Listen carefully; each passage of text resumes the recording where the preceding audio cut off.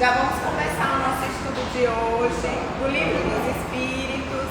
Como sempre, a gente começa com a nossa leitura, Sinal Verde, ditado por André Luiz, psicografado por Chico Xavier. Nós estamos hoje no capítulo 35, Indagações no Cotidiano. Você acredita na vitória do bem sem que nos disponhamos a trabalhar para isso? Admite você a sua capacidade de errar a fim de aprender ou acaso se julga infalível? Se estamos positivamente ao lado do bem, que estaremos aguardando para cooperar em benefício dos outros? Nas horas de crise, você se coloca no lugar da pessoa em dificuldade? E se a criatura enganada pela sombra fosse um de nós? Se você diz que não perdoa a quem lhe ofende, porventura crê que amanhã não precisará do perdão de alguém? Você está ajudando a extinguir os males do caminho ou está agravando os males com atitudes ou palavras inoportunas? Irritação ou amargura algum dia terão rendido paz ou felicidade para você? Que mais lhe atrai na convivência com o próximo? A carranca negativo ou sorriso de animação? Que importa o julgamento menos feliz dos outros a seu respeito, se você traz a consciência tranquila? É possível que determinados companheiros nos incomodem presentemente. No entanto, será que temos vivido até agora sem incomodar ninguém? Você acredita que alguém pode achar felicidade admitindo-se infeliz? Então são perguntas que a gente deve se fazer, né? Para ter o sinal verde. E agora a gente vai para a nossa prece inicial.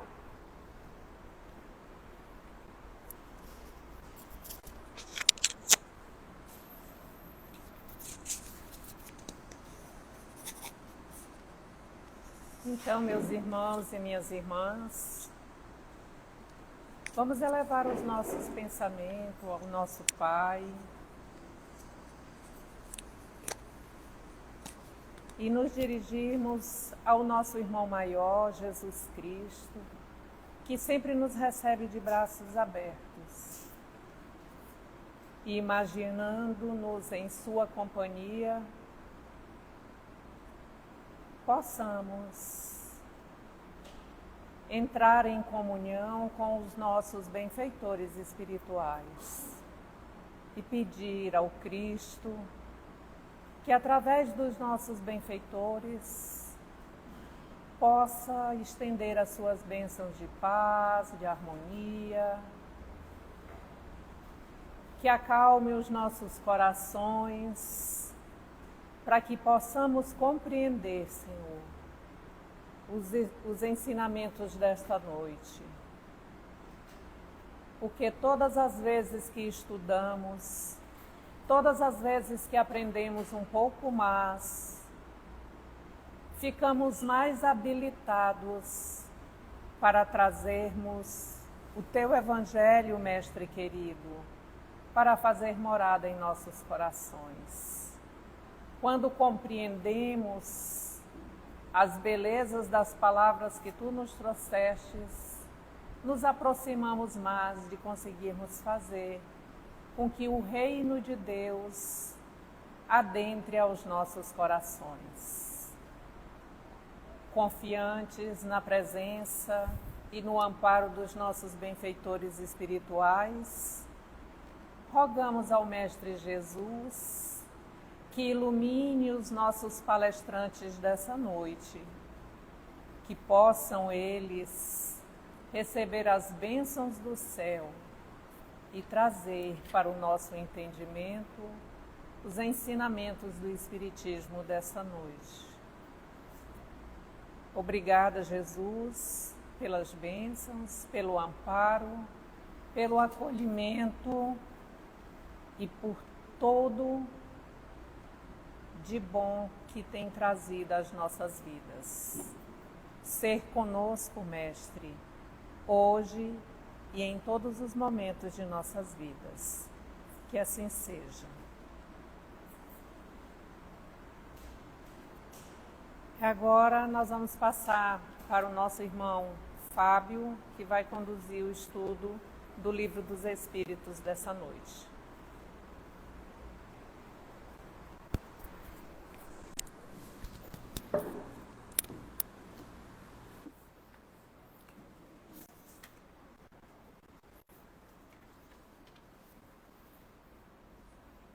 Questão 159 do Livro dos Espíritos.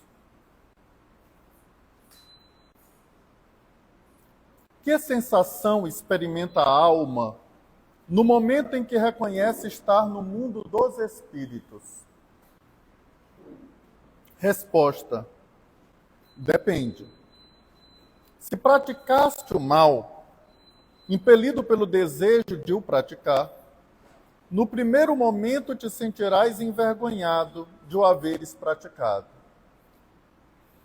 Com a alma do justo, as coisas se passam de modo bem diferente.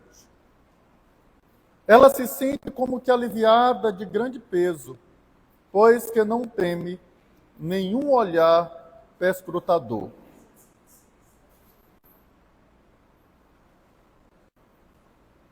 Vejamos aqui que Allan Kardec começa a analisar a sensação dos espíritos. Mas a sensação dos espíritos, no momento em que reconhece estar no mundo dos espíritos. Primeira coisa que a gente precisa identificar nessa questão é que em nenhum momento a pergunta ela sugere que esse momento é imediatamente após a morte. Que é imediatamente após a falência dos órgãos. Que é imediatamente após o desligamento da alma do corpo físico. A pergunta é objetiva. Que sensação experimenta a alma no momento em que reconhece estar no mundo dos espíritos? Isso pode se dar instantaneamente, isso pode se dar em algumas horas, isso pode se dar em dias, isso pode se dar em meses, isso se pode dar em anos. Mas no momento em que a alma se reconhece no mundo dos espíritos, qual a sensação dela? E a resposta traz duas possibilidades. Tanto que começa dizendo, depende. Para aquele que pratica o mal, impelido do desejo de praticar o mal, então a resposta, ela, nesse primeiro ponto, ela traz aqui um elemento qualificador do mal. Ela não fala em praticar o mal impelido pelo desejo de fazer o bem. Mas, Fábio, é possível praticar o mal impelido do desejo de fazer o bem? Sim, porque nós podemos nos confundir entre o bem e o mal. Uma mãe que dá uma botaca num filho pode lhe fazer o mal com desejo de lhe fazer o bem.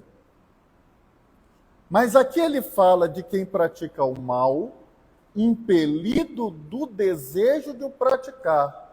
Se ele está impelido, ele sabe que está praticando o mal.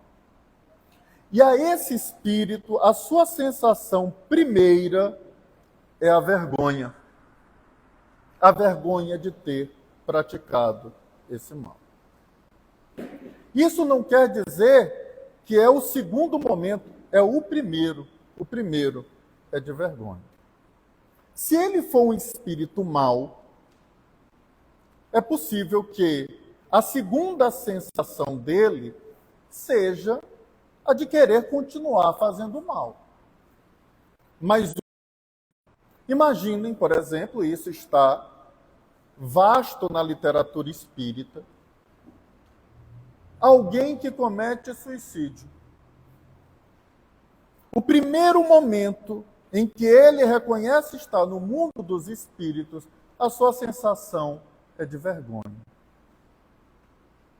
A vergonha que lhe surge da frustração, auxiliada inclusive pelos maus espíritos que lá se encontram, no ambiente em que ele se vê atraído, em razão do suicídio praticado. Os outros espíritos em um vale dos suicidas, utilizando uma expressão comum na literatura espírita, vão acusá-lo de suicídio. E ao ser acusado de suicida é natural que ele se envergonhe do erro que ele praticou. Mas cada uma daquelas almas, no primeiro momento, também se envergonhou. Depois, por não terem se esforçado em se tornar melhores, começaram a apontar o dedo para aqueles que cometiam erros similares no processo de antecipação da desencarnação. Então, o espírito que tem o desejo de fazer o mal e o faz, o primeiro momento dele é o de vergonha. E essa vergonha ela se dá por um processo do passamento. Porque o passamento, ele conduzirá a alma ao reencontro com seu planejamento reencarnatório. Planejando a reencarnação, o espírito, antes de reencarnar, se propõe a cumprir um plano. E esse plano sempre é de fazer o bem, nunca é de fazer o mal. Então, se ele faz o mal durante a encarnação, ele se envergonha porque ele vai recordar do que planejou. Ele vai recordar dos erros, da oportunidade que ele teve, da chance que ele teve de fazer corretamente.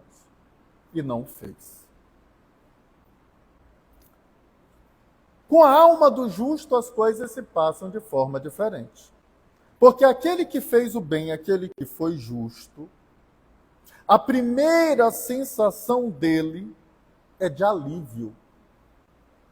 Porque alguém que é retirado de um fronte de batalha após o grande esforço da luta, após o grande esforço de quem cumpriu o seu dever.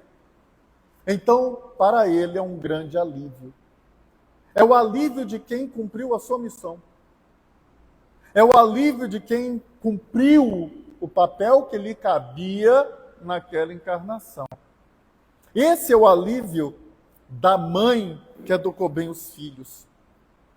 Esse é o alívio que sente o professor que se dedicou bem aos seus alunos. Do médico que foi humano com seus pacientes. Do indivíduo que foi justo. Sente-se aliviado. Paulo, em sua primeira epístola aos Coríntios, ele diz: ó morte, onde está o teu aguilhão? Essa é a pergunta dos justos. Para quem faz o bem, a morte não tem nenhum aguilhão. A morte não gera constrangimento. E a vergonha é um constrangimento.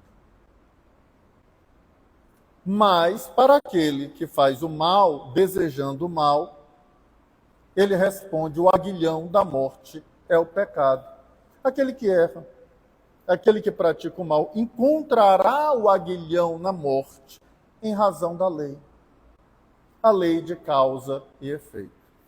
Portanto, ele se sente envergonhado. Porque, em regra, todos nós planejamos a reencarnação.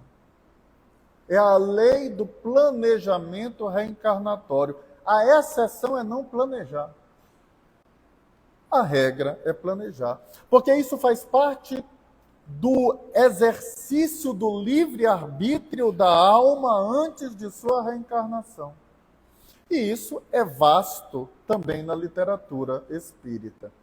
Quantas vezes na obra de André Luiz, a pessoa que vai reencarnar chega, analisa o modelo do corpo, e dentro do seu planejamento vai ajustando. Esse corpo aqui está muito bonito.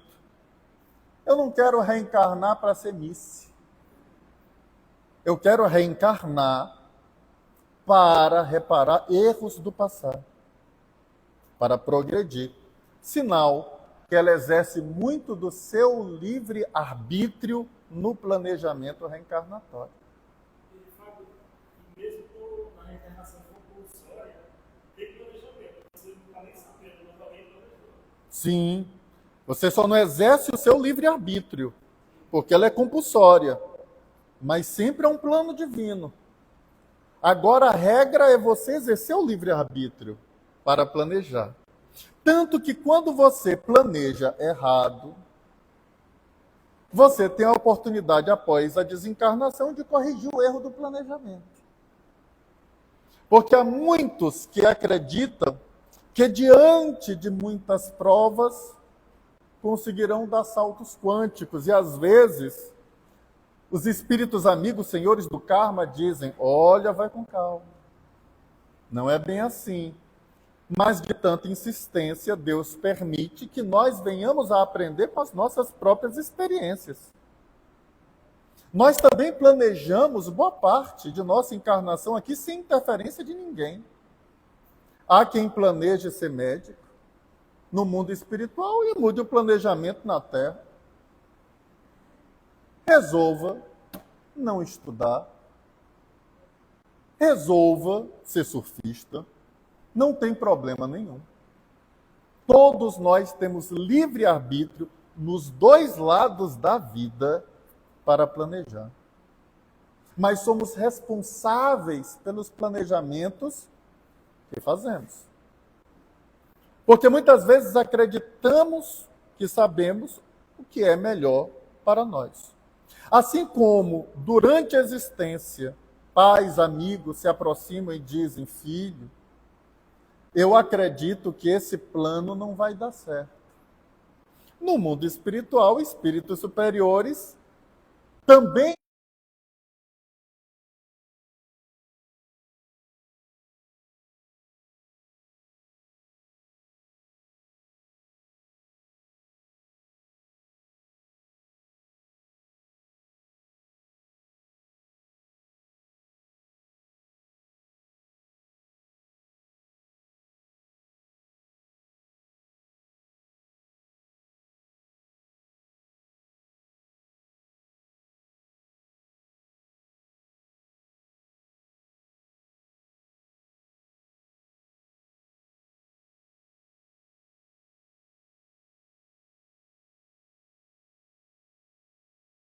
encarnatório de duras experiências sem falhar.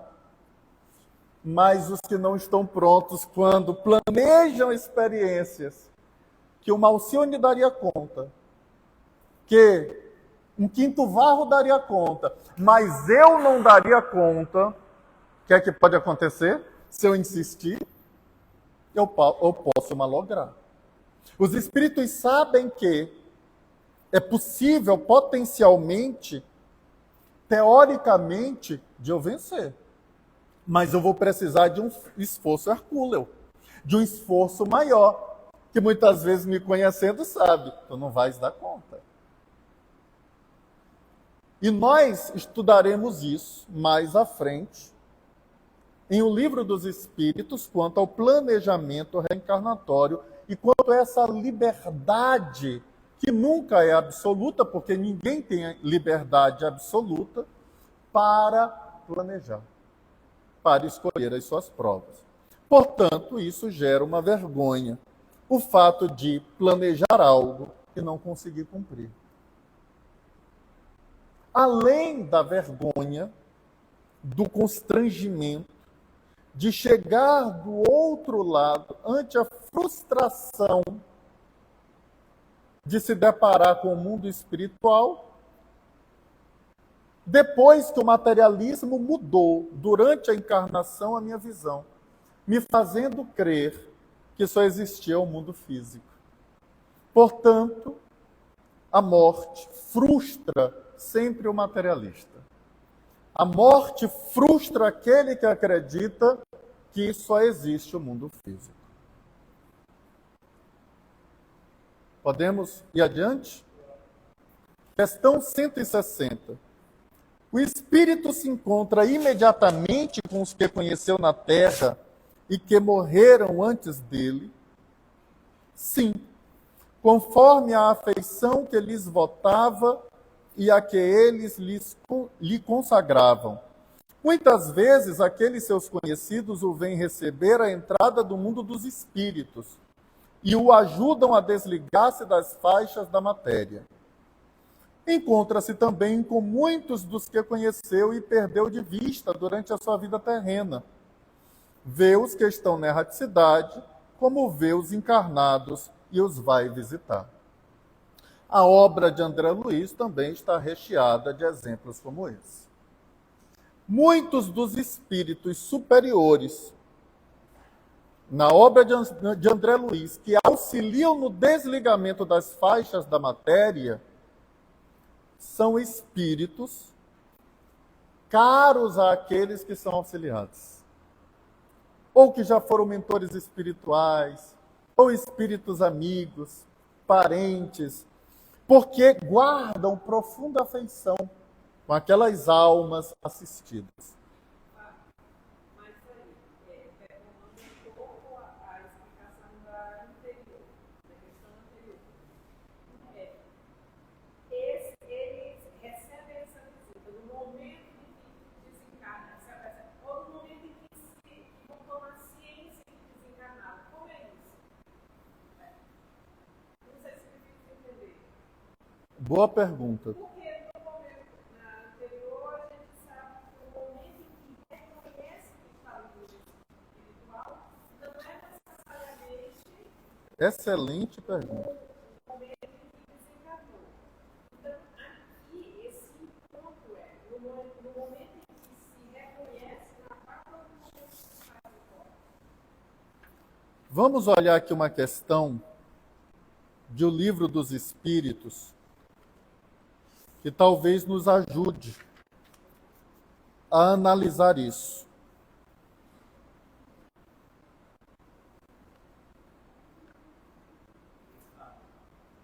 Oi?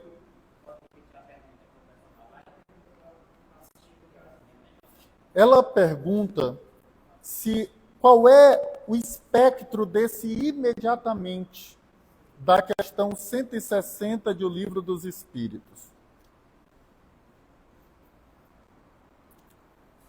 E aqui em O Livro dos Espíritos, há sobre a percepção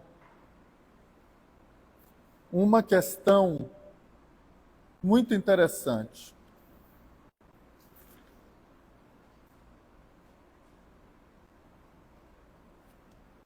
Que é a questão de número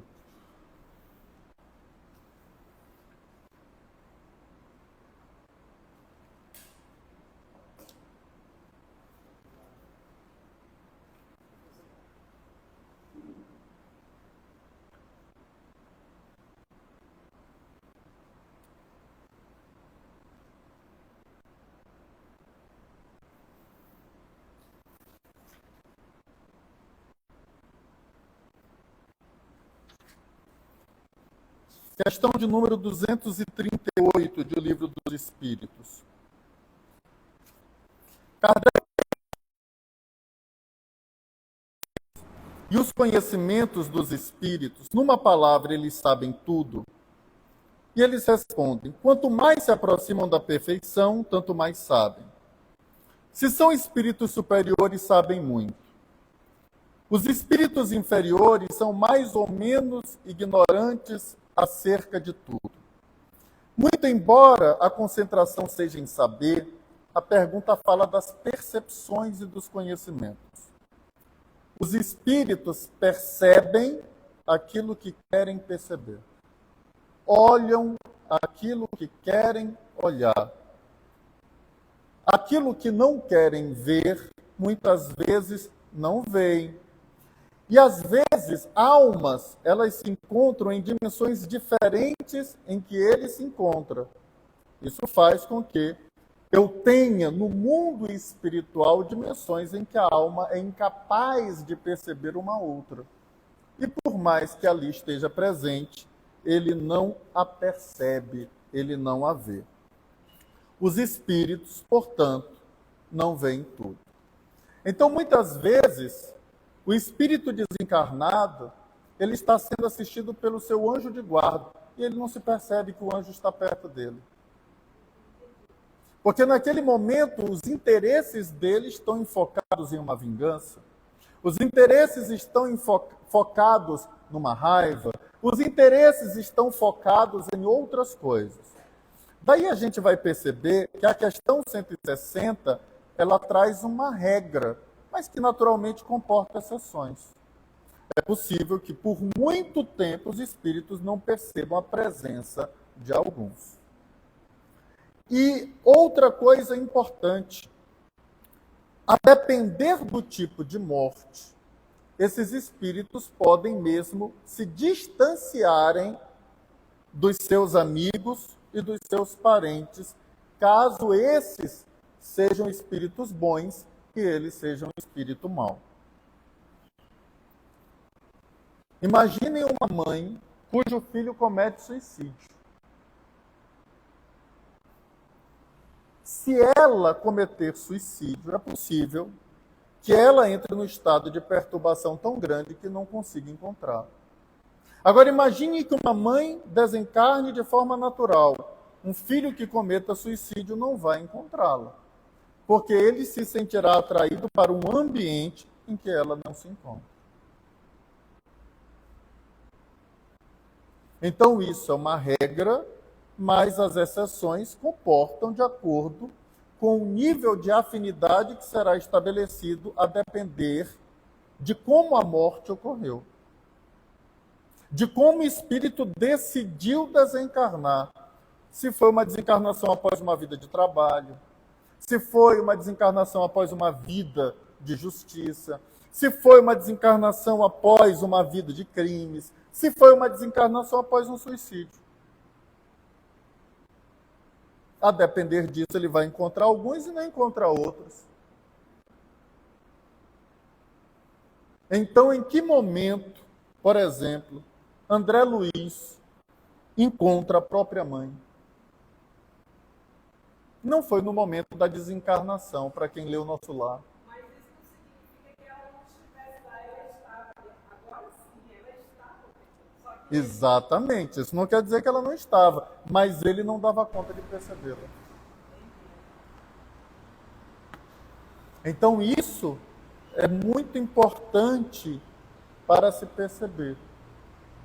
Os espíritos nem sempre vão ver aquilo que não querem ver. Durante uma reunião mediúnica, nós vamos encontrar espíritos que eles, por serem materialistas, não saem do momento da morte. E aí o que eles estão vendo é o momento da morte. E chegam numa reunião mediúnica narrando o afogamento. Eu estou me afogando, eu estou me afogando. Tudo o que aconteceu após o afogamento, eles não conseguiram ver, perceber. E o afogamento se deu 5 anos atrás. E eles ainda estão vendo um afogamento. Eles ainda estão vendo um assassinato. Porque isso acontece com qualquer trauma. Uma pessoa que se traumatiza vê a causa do trauma até ela superar o trauma. Para os espíritos não é diferente. A morte pode ser traumática para todo e qualquer materialista. Você encarar o que vem depois é difícil, então eu paro na própria morte. O que vem depois eu não consigo perceber. Eu não consigo olhar. Eu não consigo avançar daquele momento. Por isso, esse imediatamente é uma regra, mas é uma regra que comporta uma série de exceções. Nem sempre a afeição vai garantir o encontro. E é o verbo que Kardec utiliza, encontrar. nem sempre vai garantir o encontro.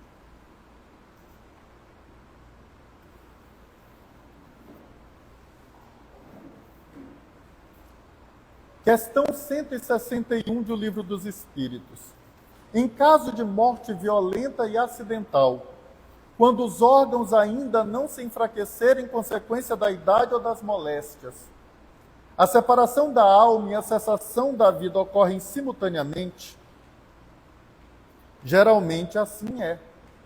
Mas em todos os casos, muito breve é um instante que medeia entre uma e outra. Então agora a gente tem outro estilo de morte na questão 161, que se diferencia da questão 155A do Livro dos Espíritos. Na 155A, Kardec pergunta: a separação se dá instantaneamente por brusca transição? Os Espíritos dizem: não, a alma se desprende gradualmente. Não se escapa como um pássaro cativo a que se restitua subitamente a liberdade. Já na questão 61, eu não estou falando de uma morte cuja consequência é a idade ou moléstias. Porque a moléstia vai fazendo com que os órgãos violenta e acidental, a separação da alma e a cessação da vida ocorrem simultaneamente. É possível, em uma causa natural, por exemplo, o espírito se afastar do corpo e ainda assim aparelhos conseguirem manter o vitalismo daquele corpo, como nós já havíamos conversado. E é esses aparelhos que, mantendo um fluido vital, garante transplante de órgão. É por isso que o órgão não está apodrecido. É por isso que o órgão pode ser utilizado. Mas se não tiver mais fluido algum, ninguém consegue fazer transplante de órgão tirando de múmia do Egito. Não tem mais fluido vital algum, não tem mais vitalismo.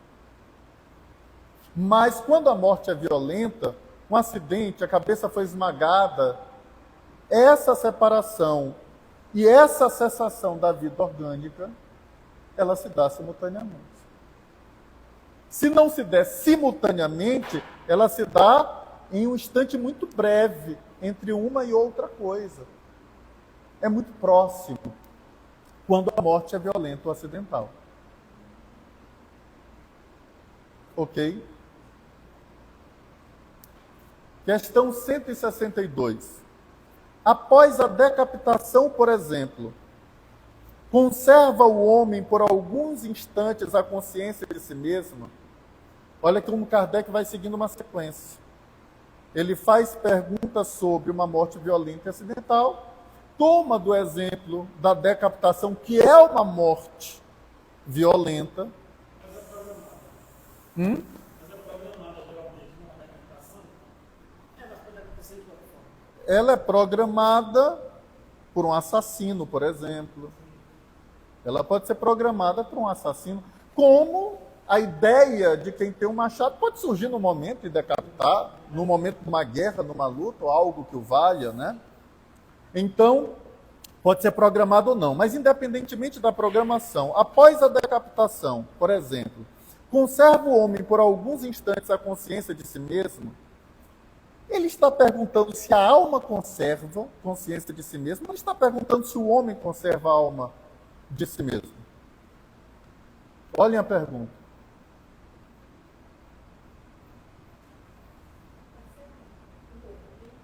Ele utiliza a palavra homem, ele não utiliza a palavra alma. O que é o homem, de acordo com a obra, o que é o Espiritismo?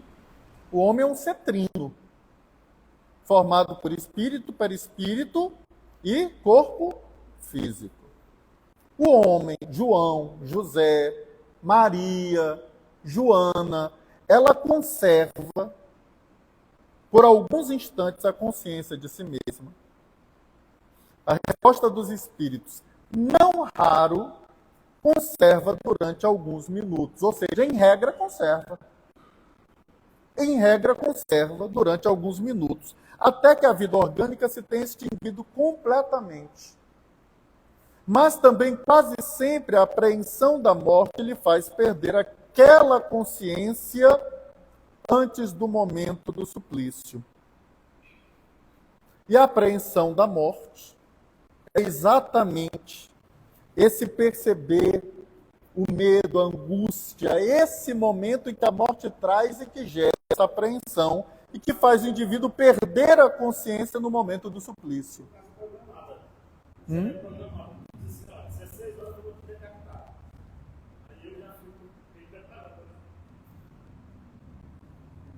Programada ou não, às vezes o espírito pressente, os espíritos superiores, mesmo quando não há um programa.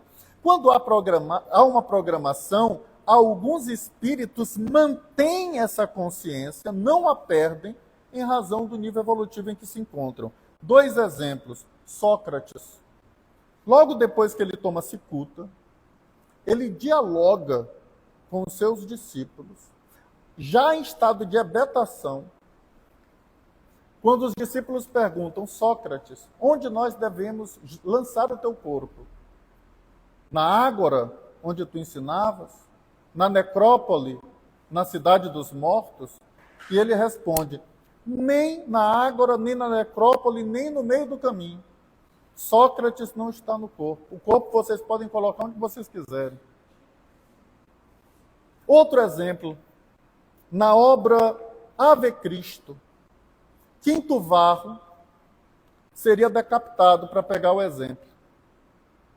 E havia uma lei romana no século II depois de Cristo, vigente, em que o algoz ele poderia golpear por 3 vezes o pescoço de sua vítima.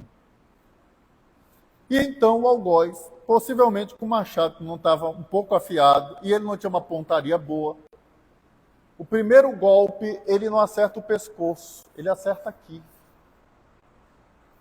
Segundo golpe aqui, e sangue começa a jorrar. E o terceiro. Depois do terceiro, ele não pode, pela lei romana, terminar de matar. E ele, jorrando sangue, não perde a consciência perante o suplício e dialoga com o seu filho. E conversa com ele e orienta o filho a respeito das lições de Jesus. Com o sangue jorrando. Durante um processo de decapitação. Então, é uma regra e comporta exceções. Qual é a regra? O espírito conserva durante alguns minutos, até que a vida orgânica se tenha extinguido completamente. Mas também é possível que a apreensão da morte faça com que ele perca logo a consciência.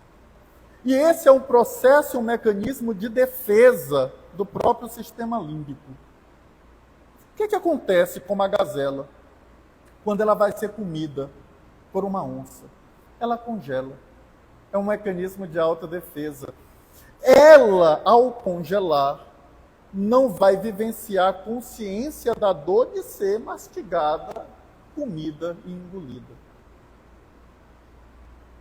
Há muitas pessoas que, diante da morte iminente, eles também perdem a consciência, congelam. Imagina, por exemplo, uma pessoa que está vendo pedras e vapor quente de um vulcão vindo a 900 km por hora, como aconteceu no desastre que destruiu as cidades de Pompeia e Herculano, ao redor do Vesúvio, e ela congelar, não vou nem correr. E ali aquele sistema faz com que ela perca muitas vezes a consciência de si mesma, como mecanismo de defesa. Alguns espíritos chegam a ser retirados, de acordo com a literatura espírita, do corpo antes do início do flagelo. Vai morrer queimado. Antes de tocar em fogo, ele já, pouco a pouco, é retirado. Joana de Cusa. pouco a pouco é retirado. E aí a gente vai percebendo que o mais importante não é a regra, é o conhecimento das leis do universo quanto às potências da alma e as propriedades da matéria fluídica. Se eu conheço as potências da alma e as propriedades dos fluidos, eu sei que eu posso, consciente, não sentir dor. Quinto varro. Mesmo com 3 golpes, conversava com o filho sem reclamar de uma dor. Como é que eu explico essa exceção? Propriedade da matéria fluídica, potencialidade da alma. Potencialidade da alma. Mas aqui a resposta vem como a regra do homem médio próprio de um mundo de expiação e prova. A regra do homem próprio é essa aqui. Mas quem tem mais potencialidade como alma sobre a matéria e sobre si mesmo, naturalmente, sem violar nenhuma lei divina, pode viver a experiência que Quinto Varro viveu, narrada na obra Ave Cristo de Emmanuel. E aqui Allan Kardec traz uma explicação na nota. Ele diz assim: trata-se aqui da consciência que o supliciado pode ter de si mesmo, como homem e por intermédio dos órgãos, e não como espírito. Sim, por isso que a gente pontuou muito na pergunta. Ele está falando da conservação da consciência do homem ou da alma? Quando Quinto Varro conversava com o filho, ali era Quinto Varro, pai do filho. Ele manteve ali a consciência dele como homem, como pai, como romano, mas também como pessoa disfarçada de judeu. Conservava ali a sua condição.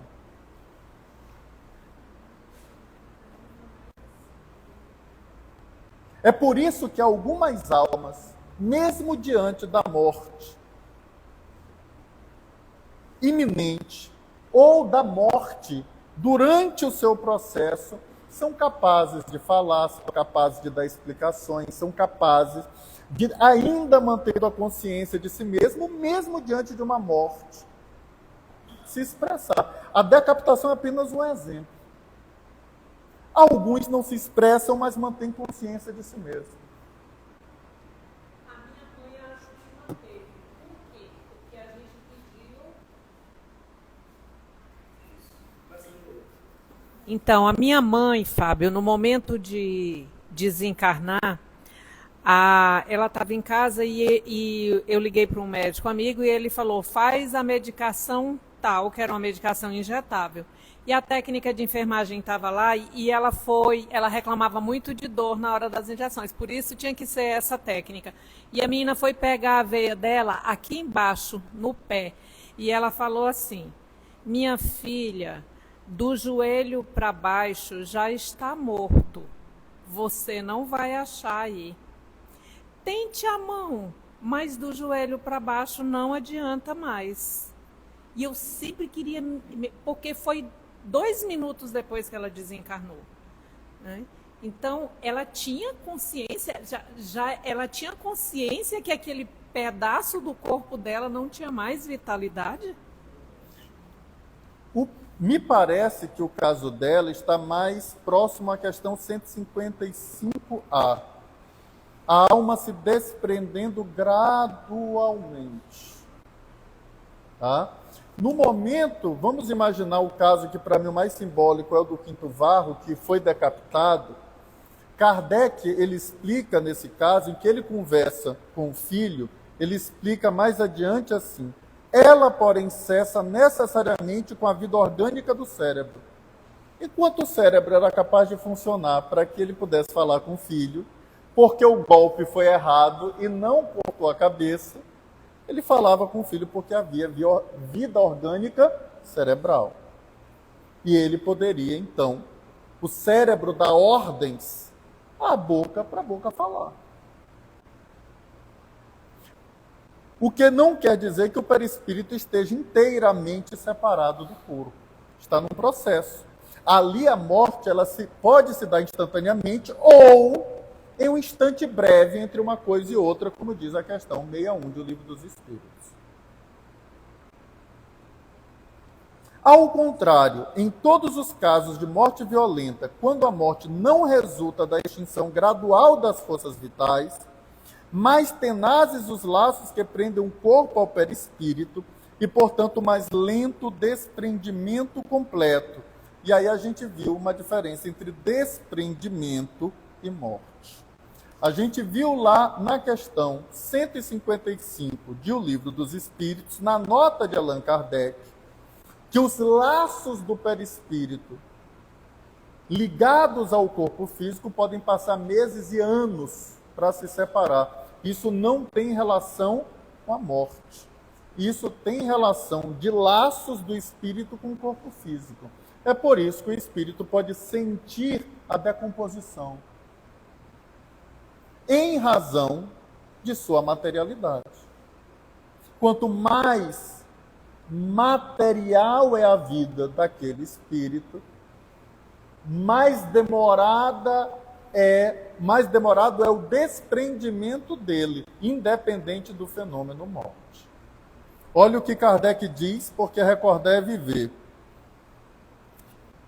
Naquele, sobretudo, cuja vida foi toda material e sensual, o desprendimento é muito menos rápido, durando algumas vezes dias, semanas e até meses, o que não implica existir no corpo a menor vitalidade, nem a possibilidade de volver à vida, mas uma simples afinidade com o espírito, afinidade que guarda sempre proporção com a preponderância que durante a vida o espírito deu à matéria.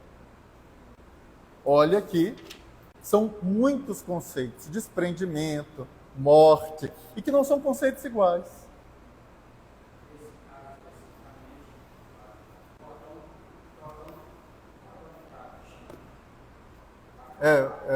André Luiz chama assim. Sim. Sim.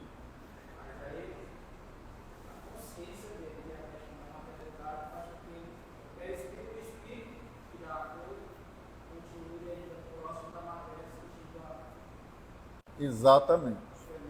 E ele se vale de algum tipo de matéria, acredito que do próprio perispírito, porque o que foi cortado desse cordão é o que comanda aquele corpo.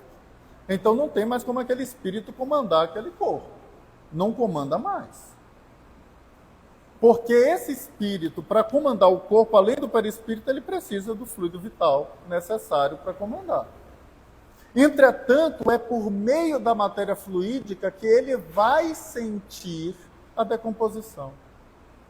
E é exatamente por isso que Kardec diz, na nota da questão 62, o seguinte: quando a morte não resulta da extinção gradual das forças vitais, mais tenazes, ou seja, mais fortes os laços que prendem o corpo ao perispírito e, portanto, mais lento o desprendimento completo. Por quê? Porque é por meio desse fluido que, por mais que ele não anime mais o corpo, ele vai sentir. Por quê? Porque nesses casos, é como se os laços perispirituais, eles fossem destroçados, eles não fossem desligados aos poucos. E isso está muito mais ligado à relação com a matéria do que necessariamente o estilo de morte. Nós temos espíritos superiores, por exemplo, que podem ter mortes súbitas, que podem ter mortes violentas. Mohandas Karamchand Gandhi morreu em razão de um tiro. De acordo com os seus biógrafos do mundo espiritual, não do mundo físico daqui, ele era um espírito superior. Até agora não há uma narrativa que Gandhi tenha sofrido em razão do desprendimento, porque a morte foi violenta. Como nós podemos ter o caso de Paulo de Tarso, outra decapitação. Cortaram-lhe a cabeça. No próprio livro, Paulo, Estevão, alguma narrativa de demora do espírito preso ao corpo físico decapitado? Vocês encontraram essa narrativa? Eu não encontrei. Então, o que me parece crer que mais do que o estilo de morte é qual relação o espírito tem com a matéria. Ou seja, qual é o seu paradigma materialista ou espiritualista que lhe prende ou que lhe gera afinidade com a matéria. Porque essa é a palavra que Kardec utiliza na nota da questão 155A. Lerei de novo, ele diz: naquele, sobretudo, cuja vida foi toda material e sensual, o desprendimento é muito menos rápido, durando algumas vezes dias, semanas e até meses, o que não implica existir no corpo a menor vitalidade, nem a possibilidade de volver à vida, mas uma simples afinidade com o espírito, afinidade que guarda sempre proporção com a preponderância que durante a vida o espírito deu à matéria. E continua: é com efeito racional conceber-se que quanto mais o espírito se haja identificado com a matéria, tanto mais penoso lhe seja separar-se dela. Ao passo que a atividade intelectual e moral, a elevação dos pensamentos, operam um começo de desprendimento, mesmo durante a vida do corpo, de modo que, chegando à morte, ele é quase instantâneo. Olha o que aconteceu com Paulo. Quase instantâneo. Não vai ficar preso ao corpo em decomposição. Então, a relação é muito maior pela afinidade que o espírito tem com a matéria aqui no aspecto filosófico, do que com o estilo de morte.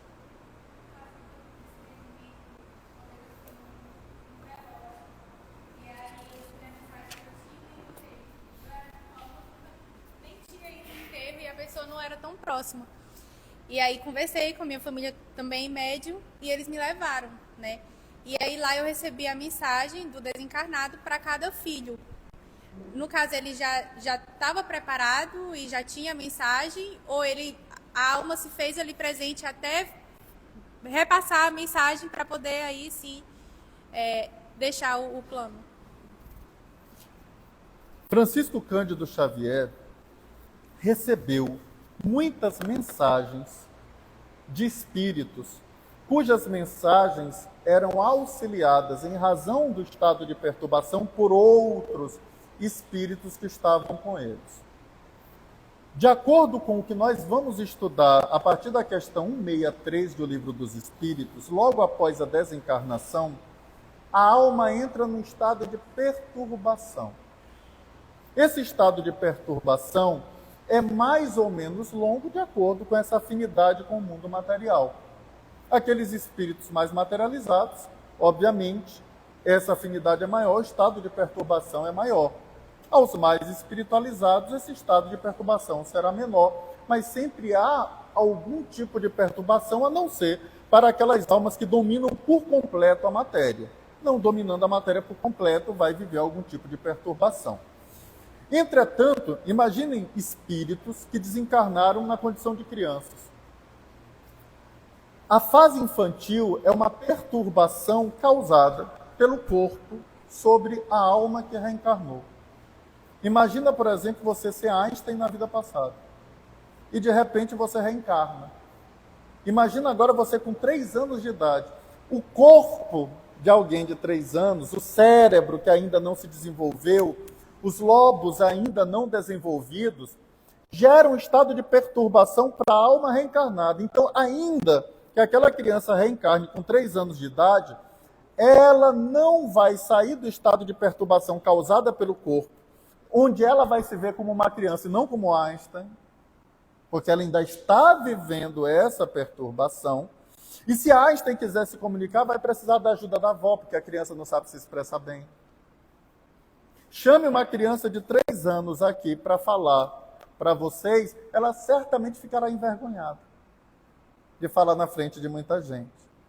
Agora, coloque ela no colo do avô e ela fala no ouvido e o avô vai expressando o que ela quer. Então, muitas almas vão se valer de outros espíritos amigos que ela encontra logo depois da desencarnação. Caso haja necessidade de comunicação, essa comunicação se dá por meio de espíritos amigos em razão da perturbação. Obra o céu e o inferno. Samson teve dificuldade de se comunicar durante o velório dele, para conversar com Kardec, que era um grande amigo, e ele falava das sensações complexas que ele sentia. Então, possivelmente, para acalentar a mãe, ou a esposa, ou um amigo querido que fosse materialista, não conversando com Kardec, ele precisaria da ajuda de algum amigo.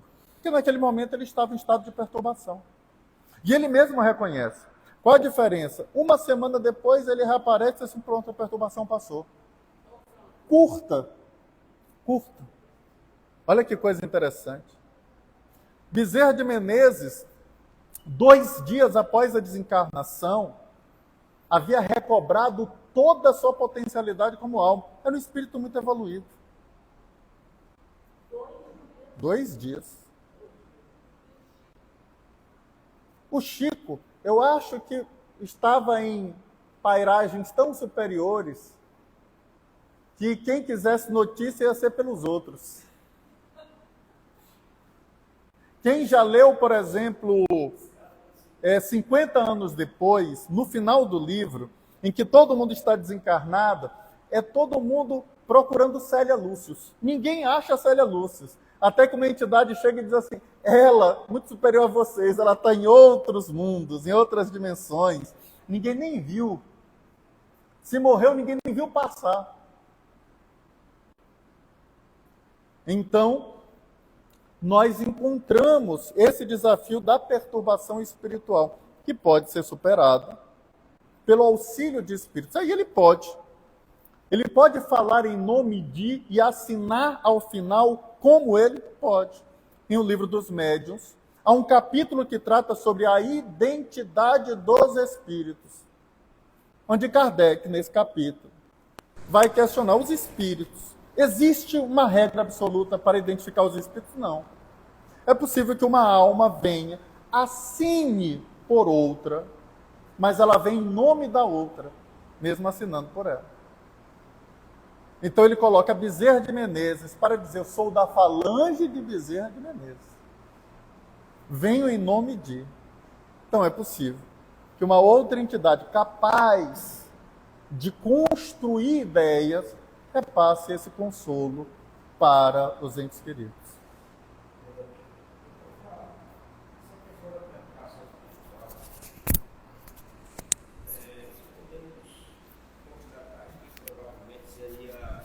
Uma pessoa que sofreu algumas, como é que eu posso aqui salientar? Uma pessoa que fez algo na reencarnação, né, dentro da conjectura possível, e está pagando e tem essa perturbação, né?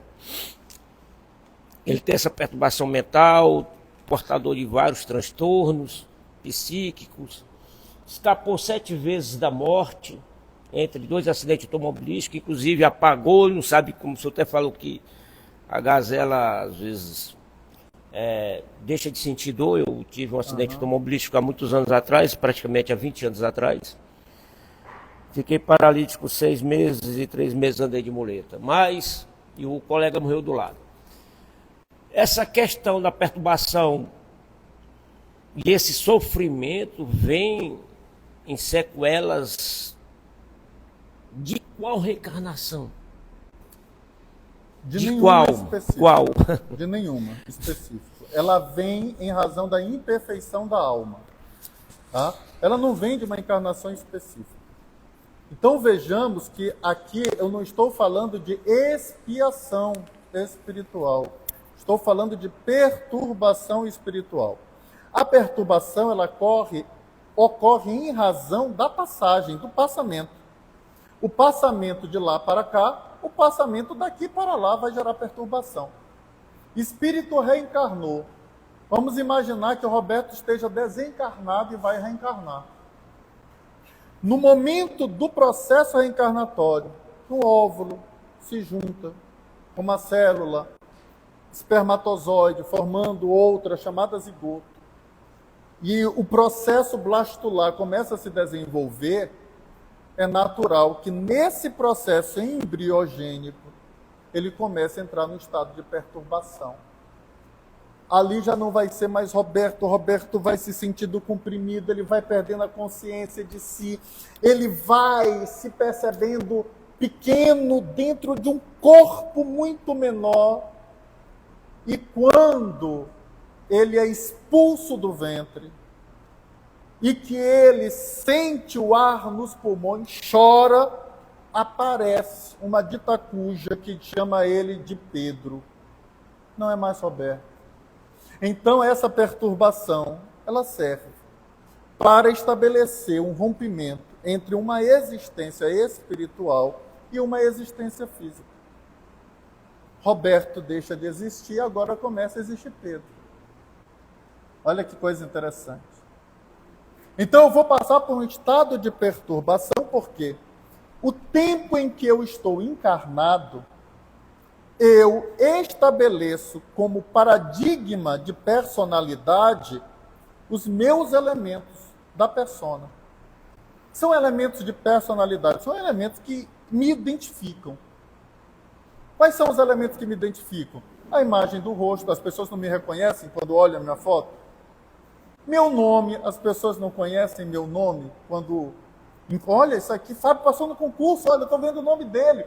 Uma forma de identificar. São elementos da personalidade. Quando eu desencarno, eu me vejo como alma ou eu me vejo como André Luiz, como Fábio, como Roberto, como Isnande.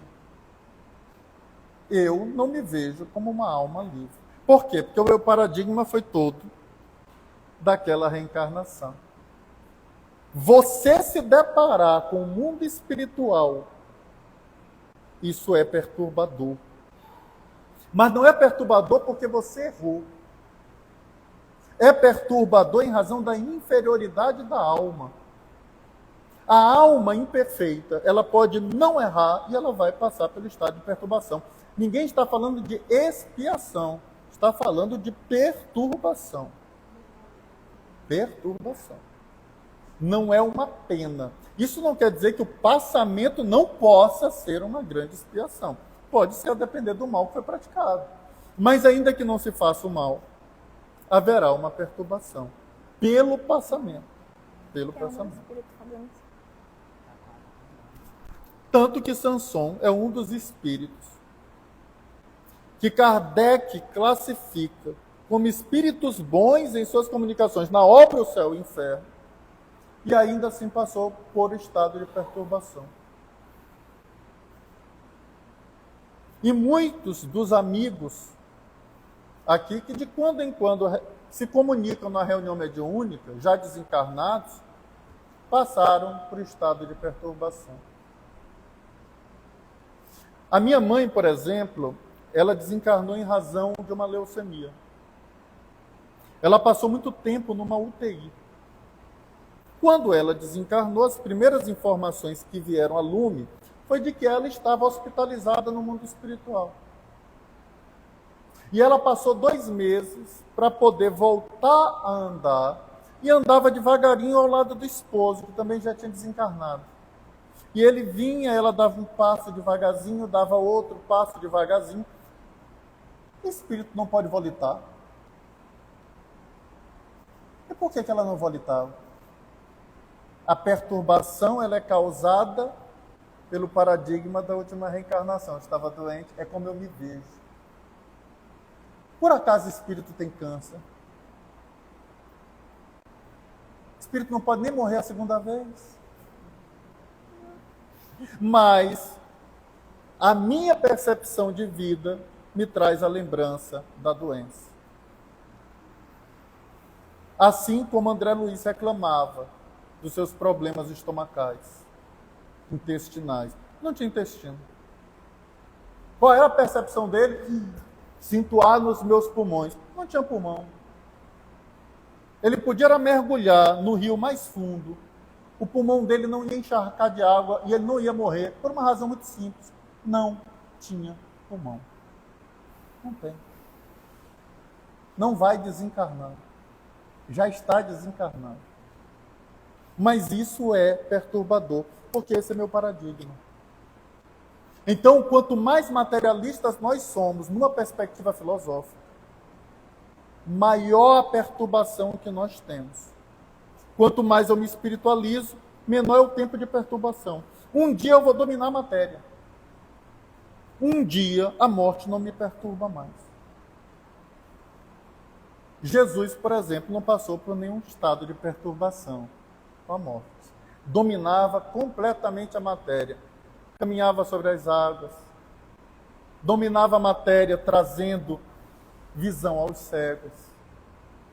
Dominava a matéria ao ponto de fazer com que o faminto se sentisse saciado de alimento, multiplicando os pães.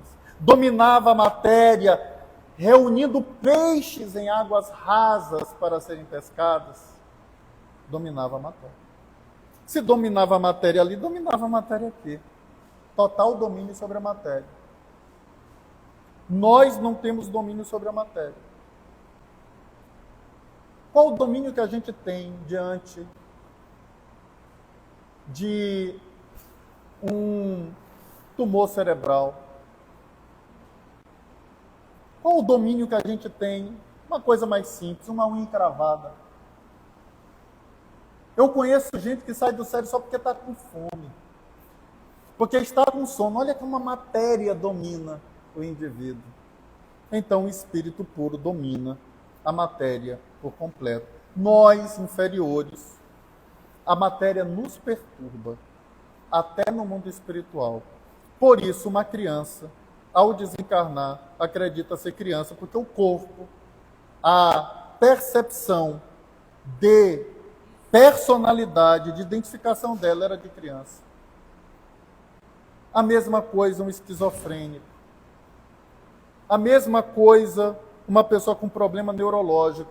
O problema é do corpo, não é da alma. A síndrome de Down, por exemplo, é um problema cromossômico.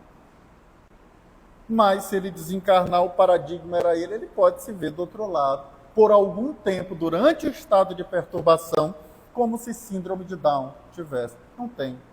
Ela era do corpo. Espírito não tem cromossomo. Então, vamos avançar. Muito obrigado, um grande abraço. Obrigada, Fábio, pelo estudo de hoje. E a gente pede que vocês nos acompanhem em nossas redes sociais, no Instagram e no YouTube. Vai ficar gravado todos os nossos estudos. E convidamos vocês para terça-feira estarem novamente com a gente, todos aqui presentes e os que estão internautas, né? Que continuem acompanhando nossos estudos nas terças-feiras. E finalizamos agora com a nossa prece de agradecimento ao nosso estudo.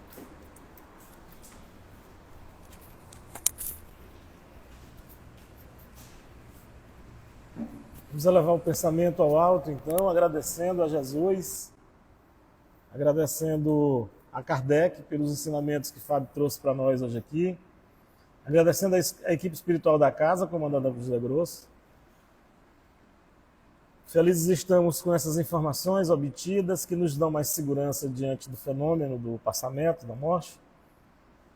E nós nos engrandecemos, e nós nos melhoramos, e nós evoluímos à medida que aprendemos e esperamos um dia alcançar esse controle sobre o processo de desencarne.